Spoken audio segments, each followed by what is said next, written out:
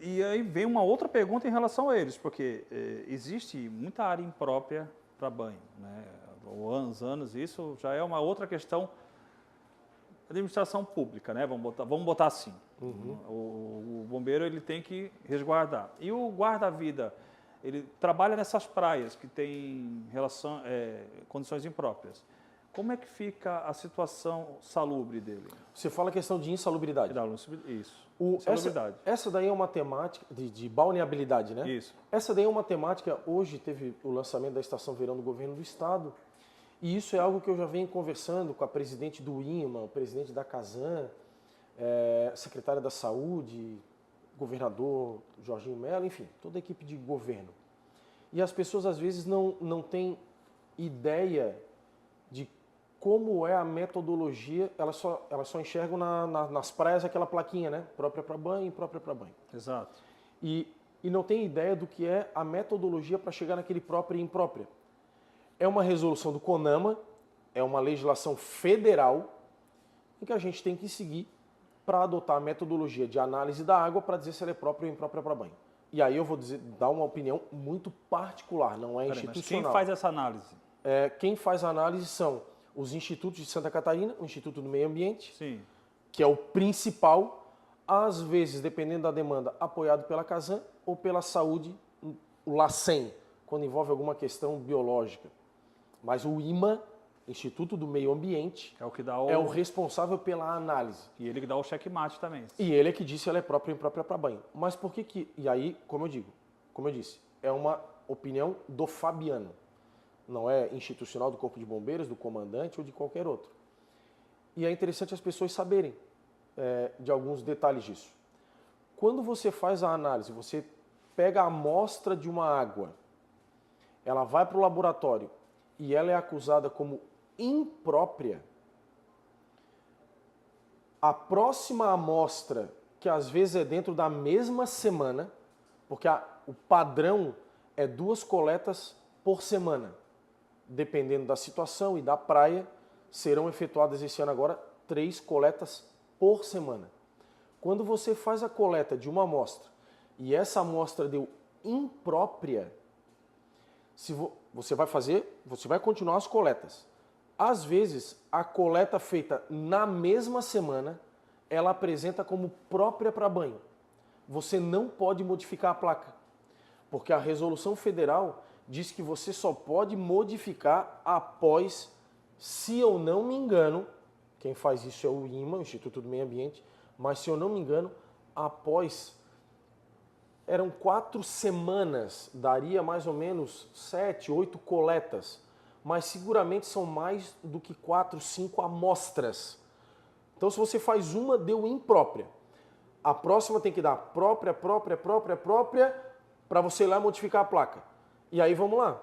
Em períodos de chuva, toda aquela água vai para o mar, se você fizer a coleta, ela vai dar imprópria. E é num período de chuva.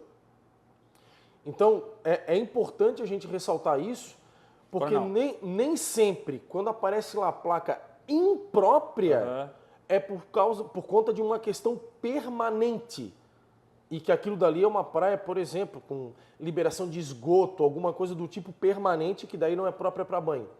É, na verdade, uma amostra que foi coletada, teve alguma alteração que precisa ser checada, precisa ser resolvida. Mas, como eu disse, a amostra seguinte, que às vezes é na mesma semana, se ela der própria, não pode modificar na placa, porque tem uma metodologia que tem que ser seguida. E ela é descrita na placa? Essa situação? A metodologia? Não. Só nas resoluções aí federais do CONAMA, que é o Conselho Nacional do Meio Ambiente e tal. Então, nem sempre aquela placa ali imprópria está dizendo que é uma questão permanente. Mas, de novo, repito, ela tem que ser checada, se é uma questão ali de esgoto que está indo para a água, enfim.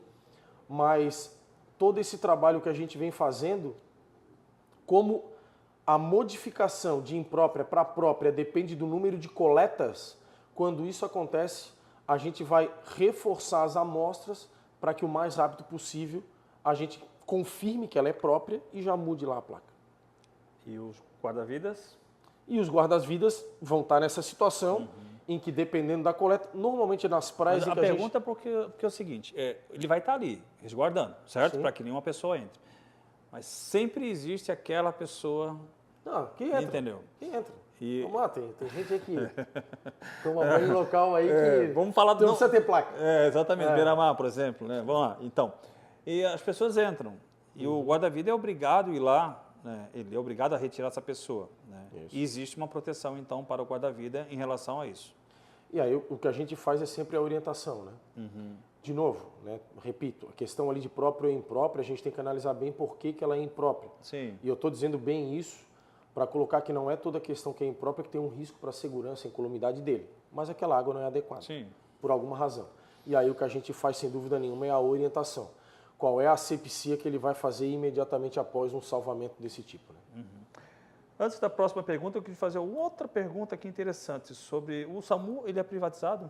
Não, o Ele não é SAMU privatizado. ele é público. As básicas, o serviço de atendimento móvel de urgência básico, que envolve socorrista, ele é gerenciado pelos Quer uma municípios. aguinha, por favor? E a avançada, que tem médico tripulando a ambulância, é gerenciada pelo governo do estado, vinculado à Secretaria da Saúde. Existe alguma prévia, alguma previsão em relação a alguma área que vai ser privatizada dentro do Corpo do Bombeiro? Não. Não?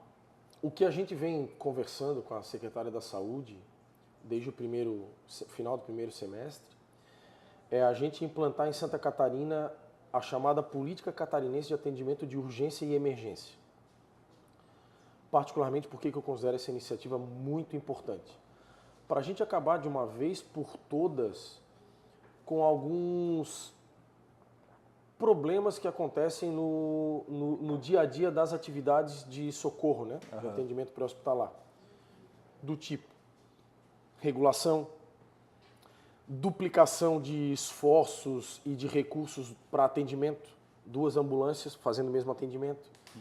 Então, a partir do momento que a gente estabelecer a política catarinense, definir quem atende o quê, quem é responsável pelo quê e quem paga a conta, eu não tenho dúvida nenhuma que tanto os profissionais que atuam, bombeiros e socorristas, como médicos, enfermeiros e socorristas do SAMU, mas principalmente a população catarinense vai ter um serviço muito mais adequado e a gente vai estar dando um exemplo para o Brasil, porque isso não existe Brasil afora. Essa engrenagem bem ajustadinha, né, dos serviços de atendimento pré-hospitalar ou de urgência e emergência.